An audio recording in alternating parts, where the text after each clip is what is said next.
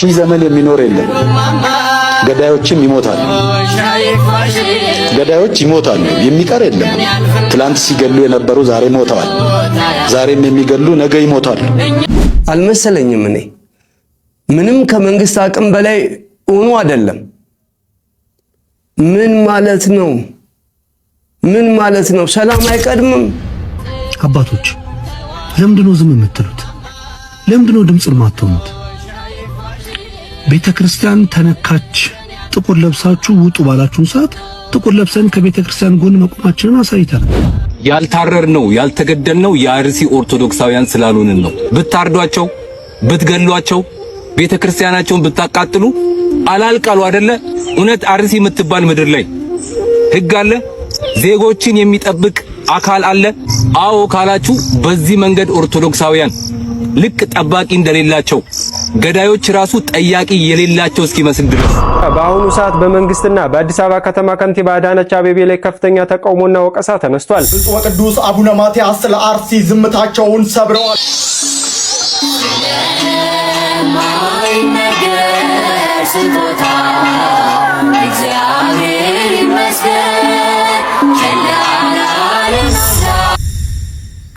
ሰላም ጤና ይስጥልን። እንዴት አላችሁ? እንዴት ቆያችሁ? በአርሲ እልቂት ዙሪያ በሚያጠነጥኑ ቪዲዮዎች መጣሁኝ። ተከታተሉኝ ዘንድ በአክብሮት ጋበዝኩኝ።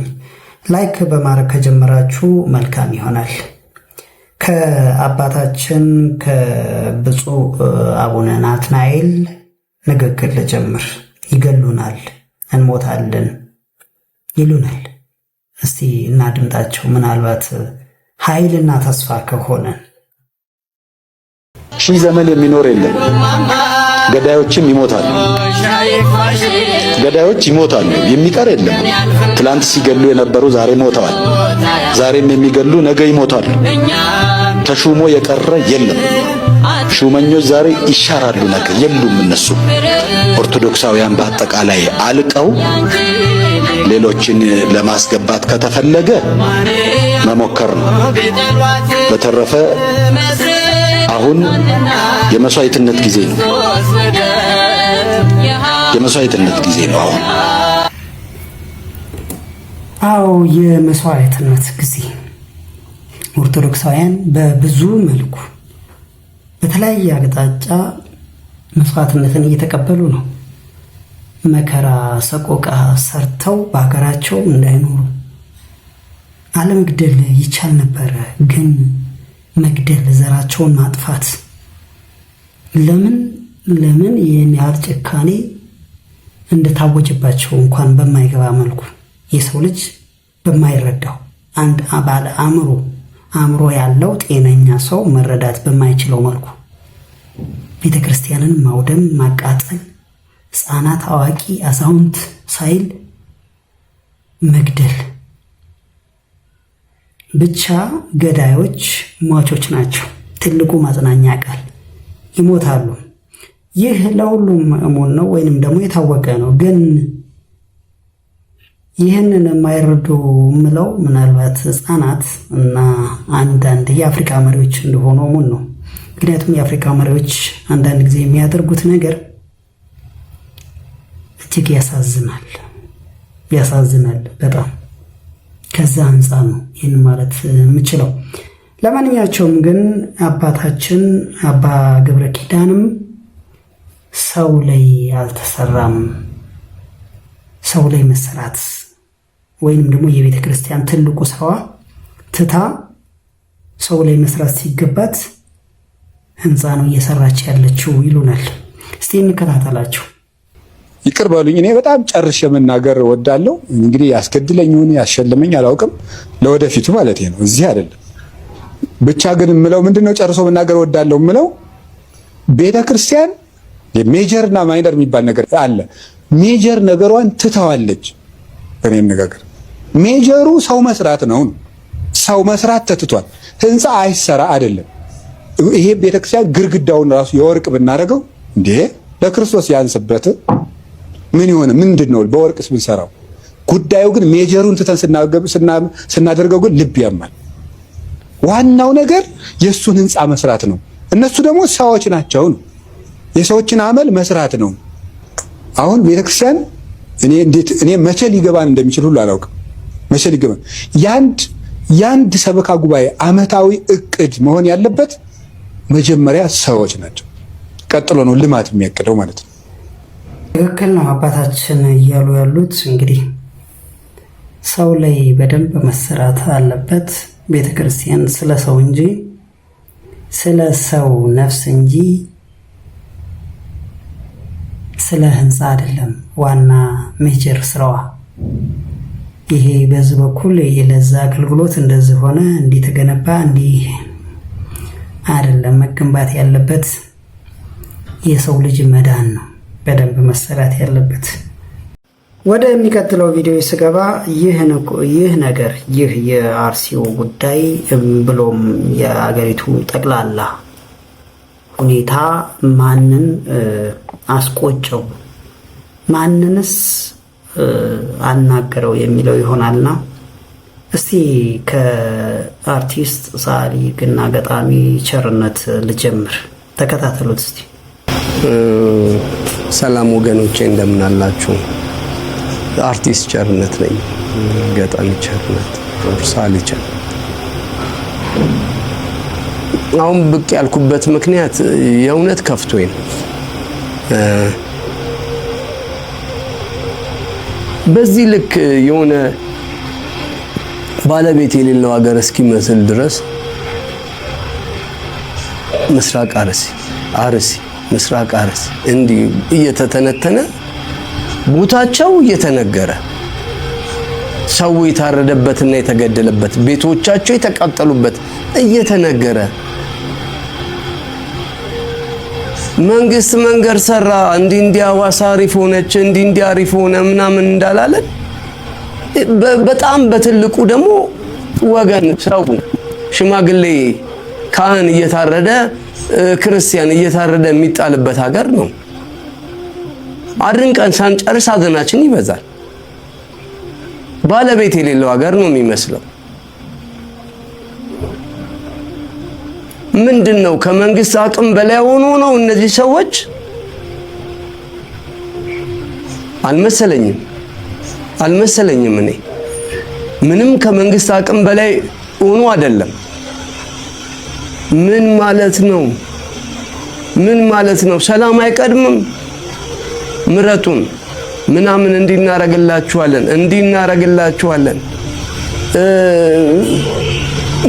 ምንም በቃ ሰላም ካልሰራ መንግስት አንደኛው ስራው ሰላም ነው። ለትክክል ሰላም ከሁሉ ቀድማ እንዴ አብረን ለምን አናደንቅም? ከእንትን እኮ መንገድ መሄድ ተጀመረ፣ ሰላም ሆነ፣ ለምን አንልም? በዚህ መንገድ ላይ ወንድ የሆነ ሽፍታ የለም አሁን፣ ለምን አንልም? ባሎቻቸው ተይዞባቸው ወርቃቸውን ሽጠው ተበድረው ተለክተው ዘመርስ ከምናምን ለምነው 1.5 ሚሊዮን ብር ይዘው ሲሄዱ ፖሊስ ያዛቸውና ወላ ሴቶቹን እነዛ ታስረዋል። ብር ይዘው የሚሄዱትን ደግሞ ፖሊስ ወሰደባቸው ብሩን፣ እነሱንም አሰሯቸው። ምን ሰማው ዜና ሁሌ ክፉ ዜና። መንገድ መጠበቅ አልተቻለም። ሰው በሰላም ገብቶ መውጣት አይችልም። እንዲህ ነው የሚሆነው ሁሌ። እንዲሰራንላችሁ ምረጡን፣ ሰላም ስሩለት፣ እባካችሁ ሰላም ስሩለት። የሚታረደው ይቁም።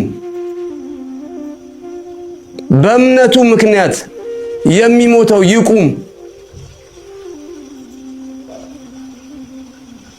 ስለዚህ ሰው ስለሚሞተው ሰው የውሸት ሳይሆን የእውነት ከልቡ የእውነት ወጥቶ የሚከላከልለት የሚሞትለት ይቀመጥ ቦታው። ወይ ራሳቸውን እንዲከላከሉ የሚደረገው ነገር ይደረግ። ራሳቸውንም መከላከል አይችሉም። መሳሪያ አልታጠቁም፣ ወር በሆነ ነገር አልተደራጁም። አረመኔ በመጣ ቁጥር ሙት እኛም ማዘናችን እስከ መቼ ይቀጥላል? ይቀጥላል? ይሄ ነገር ትክክል አይደለም። ትክክል አይደለም። የእውነት የሚቀድመው እሱ ነው። ከተማ ከምሰሩ ያደረቅነውን ከምናደግ ሰላም ይምጣና እናጨብጭብላችሁ። እንዴ ሰው መሞት ይቆም ነው። አሁን ሰላም ነው አገሩን በል። ስራችሁ የእናንተ ነው። ይሄ የመንግስት ስራ ነው። ስራችሁን ስሩ። አድንቁም ብቻ አትበሉ። የሚደነቅ ነገር ትልቁ የሚደነቅ ነገር አገር መስራት ነው። ሰላም መስራት ነው።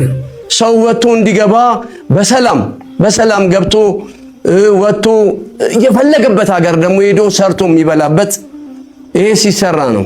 እንደዚህ አይነት ነገር አላየንም። ታውቃላችሁ እናንተም ጠብቁት። ሰው ከሌባ ይልቅ ፖሊስ ይፈራል። ጠብቁት። ራሳችሁን ይዩ። እንዴት ሰው ሀገሩ ላይ እንዴት ታርዶ ይሞታል? ካህን ከእግዚአብሔር ምን ማለት ነው? ይሄ ዜጋ እኮ የሚሰራው አንደኛው ዜጋን እኮ የሚሰራው ትምህርት ቤት እንደማለት ቤተክርስቲያን እኮ ነው። ግብረ ገብ የሚያስተምርልን እኮ ቤተክርስቲያን ነው። ሽማግሌ ፈርቶ እናት አክብሮ የሚኖረው እኮ ሰው እምነት ሲኖረው እኮ ነው። ሞራል ቫልዩ የሚማሩበት ቦታ እኮ ማስኪድ ቤተክርስቲያን ውስጥ ነው። ምንድነው እየተደረገ ያለው? ይሄኛው እኮ ነገር መንግስትን በትልቁ የሚያገዝ ኢንስቲትዩሽን እኮ ነው። በትክክል አርዶ መጣል ምን ይባላል? ማቃጠል፣ 100 ዓመት የቆየ ቤተክርስቲያን ማቃጠል፣ ሰውን መግደል፣ ከሳምንት ሁሌ አዲስ እርድ እያመጣን አንድ ላይ መቅበር ሰለቸኛ ራሱ እንዴ! ወገኖቻችን እኮ ናቸው። እናቶቻችን አባቶቻችን እኮ ናቸው የሚሞቱት። እኛ ከተማ ስላለን ነው። መርዶ እኮ የኛ ነው።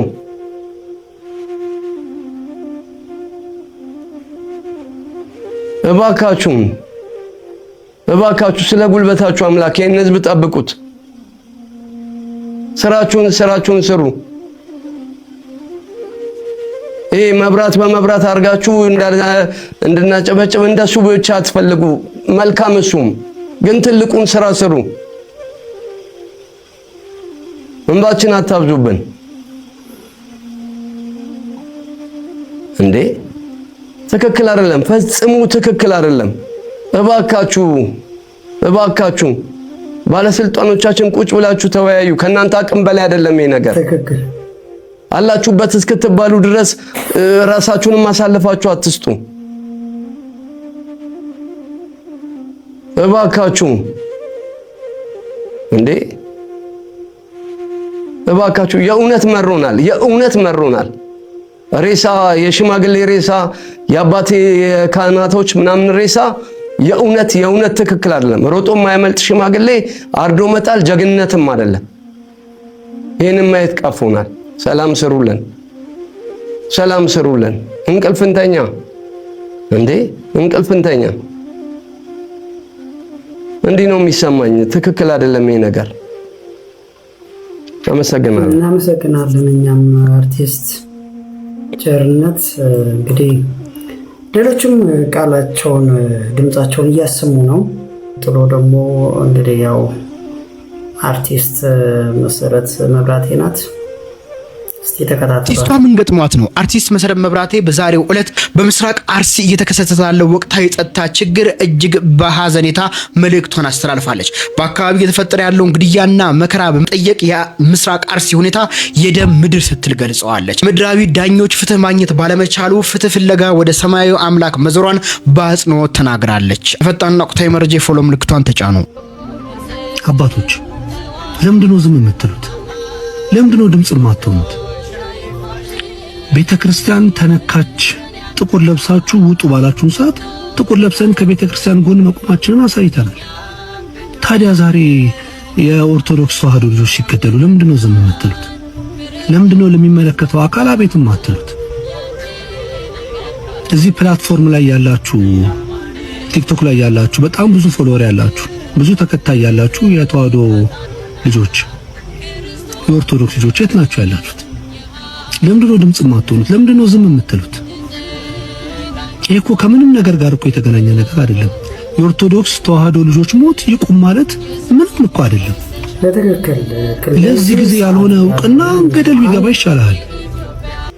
እየታረዱ ንጹሃን እየተጨፈጨፉ ዝም ያሉበት መቼም ይታወቃል ለምን ዝም እንደሚሉ።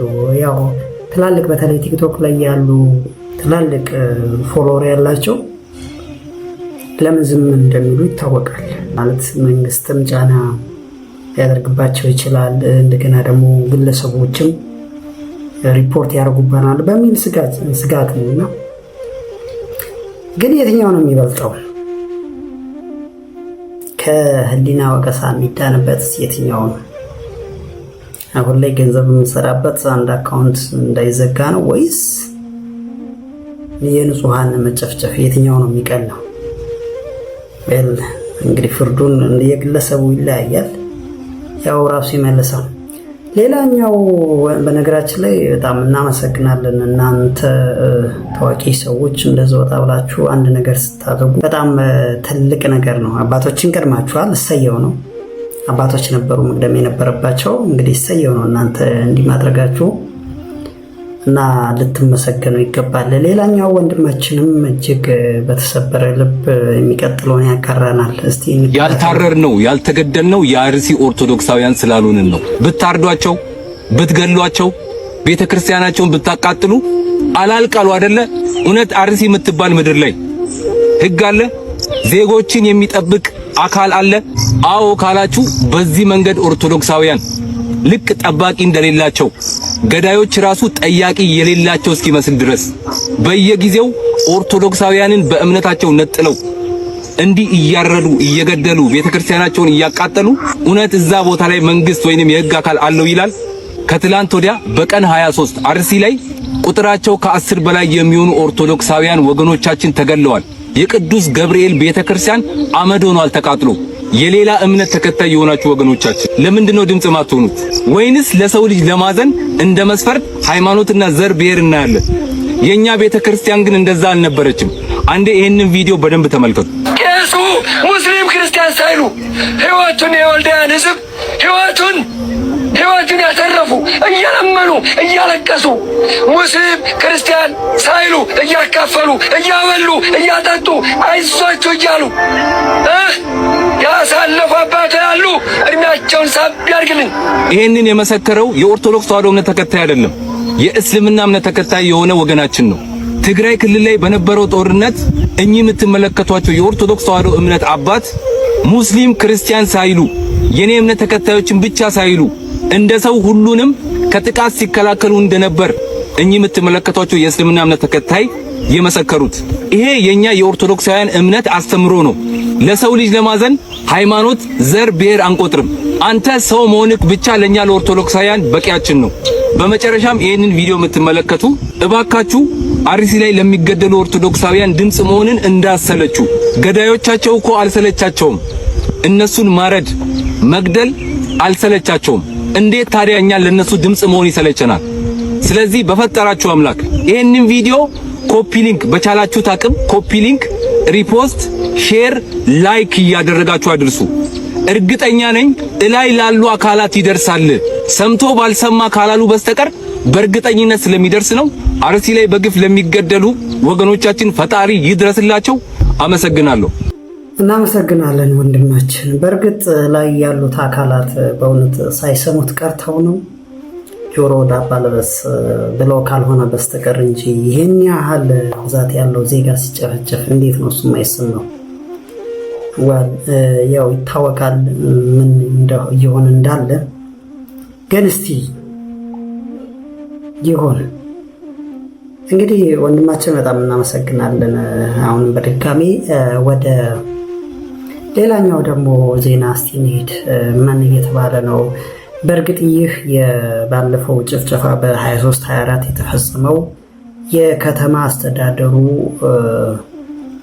በሆኑት በወይዘሮ አዳነች አቤቤ ትውልድ ቦታ የነበረ ነው እና ከዚህ አንጻርም ለምንድን ነው እሱ ቢያንስ አንዲት መስመር የሐዘን መግለጫ እንኳን የማይናገሩት ተብሎ እየተተቹ ነው።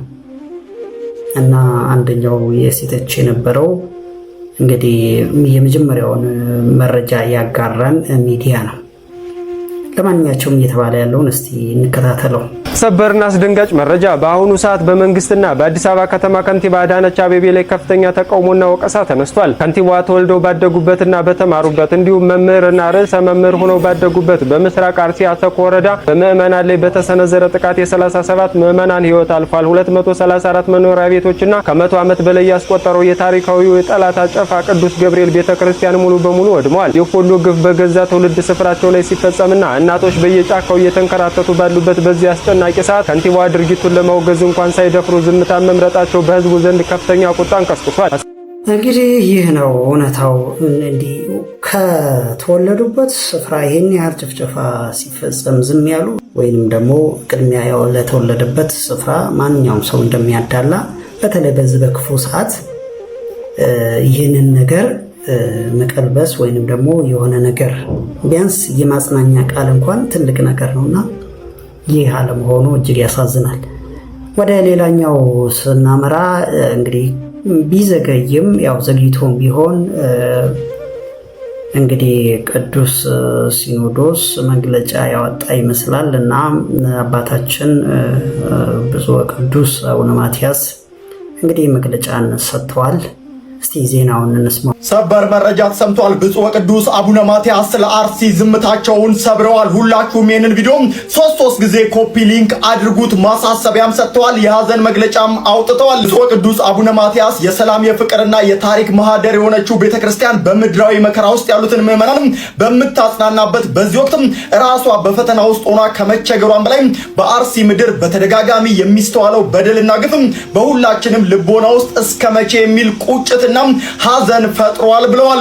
በመሆኑ ይህ መከራ እያበቃ ሳይሆን እየሰፋ በመምጣቱ የዜጎችን ደህንነት የመጠበቅና ሰላምን የማስፈን አደራ የተጣለባችሁ የጸጥታ አካላትና በየመዋቅሩ ያላችሁ ኃላፊዎችም ከምንም በላይ ታሪክ የሚጠይቃችሁ በስልጣን ዘመናችሁ ለዜጎች ደህንነት በምትከፍሉት ዋጋ ነውና ይህንን የጥቃት ሰንሰለት በማስቆምና ወንጀለኞችን ለሕግ በማቅረብ ከታሪክ ባለ ዕዳነት ትድኑ ዘንድ በቤተክርስቲያናችን ስም አበክረን እናሳስባለን ሲሉ ከገለጹ በኋላ ምዕመናንም ታዲያ እርስ በርስ እንዲተጋገዙ የተፈናቀሉትን እንዲያግዙ ጥሪያቸውን አቅርበዋል። ያው እንዲህ አይነት መግለጫዎች በተደጋጋሚ በተለያየ ጊዜ ሲሰጡ ነበር። ከምዕራብ አርሲ ከሻሸመኔ ጀምሮ በተለያዩ ከሶማሌ ክልል ከጅጅጋ በነበረው ወቅት ሁሉ ብዙ ጊዜ ከድሮ ጀምሮ ይሰጣሉ። በእርግጥ ለውጥ የመጣባቸው ቦታዎች በተወሰነ መልኩ ሊኖሩ ይችላሉ፣ ግን መግለጫውን ተከትሎ አይመስለኝም። ምናልባት አባቶች አሁንም በጣም የተለሳለሰ መግለጫ ነው እየሰጡ ያሉት።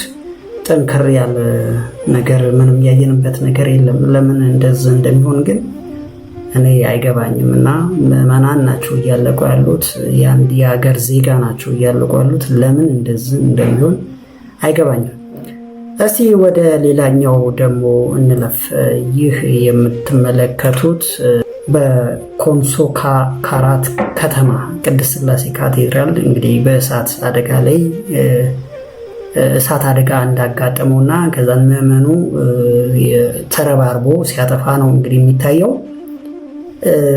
እኔ እሳቱ እንዴት እንደዚህ እንደተከሰተ አንድ የሆነ ገራሚ ነገር ነው።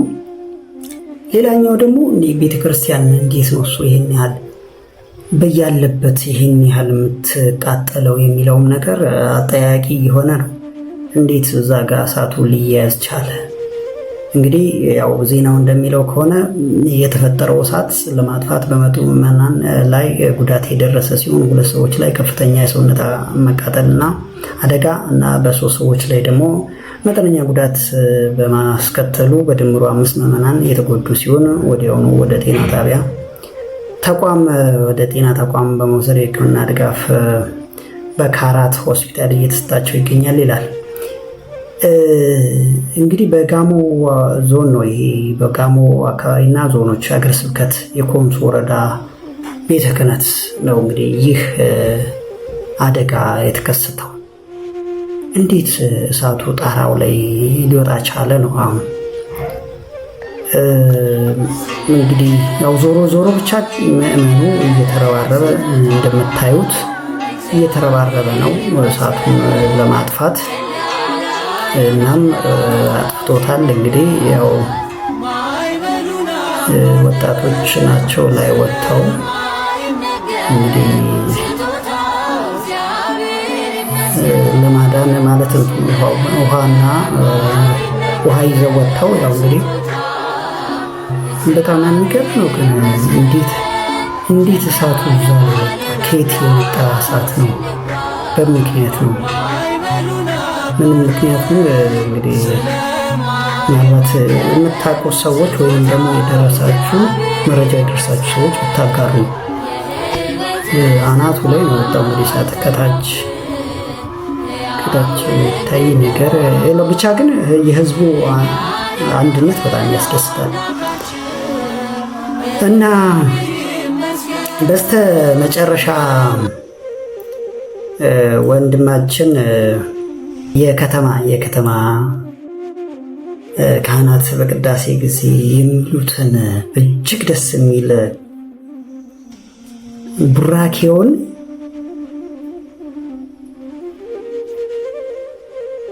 ይለውና ከዛ መጨረሻው ላይ ነው በጣም የገረመን። እስቲ ተከታተሉት። የከተማ መነኩሴ በቅዳሴ ጊዜ አቤቱ አምላካችንና መድኃኒታችን ኢየሱስ ክርስቶስ ሆይ ቅድመ ዓለም የነበር ወደፊትም የምትኖር ተቀዳሚ ተከታሚ የሌለ በዚህ ጊዜ ተገኘ በዚህ ጊዜ ጥፋት የማትባል የጥፋት ሁሉ መሰረት የዓለማት ሁሉ ጌታ መዓት የራቀ ምሕረት የበዛ የታመሙትን ማርልን፣ የሞቱትን አጽድቅልን፣ ሽማግሌዎችን አሰንብትልን፣ ሕፃናቶችን በእውቀትና በጥበብ አሳድግልን። ጻድቃን ደናግል መነኮሳትን በገዳም ሐዋርያትን በአጽናፈ ዓለም ሰማዕታትን በደም መላእክትን በጽርሐ አርያም ያጸና እኛንም በጾም በትሕትና በስነ ምግባር በአእምሮ በልቦ በእውቀት አጽና። አቤት ደስ ሲሉ መብራንን አርጀም ወዳቸው እግዚአብሔር።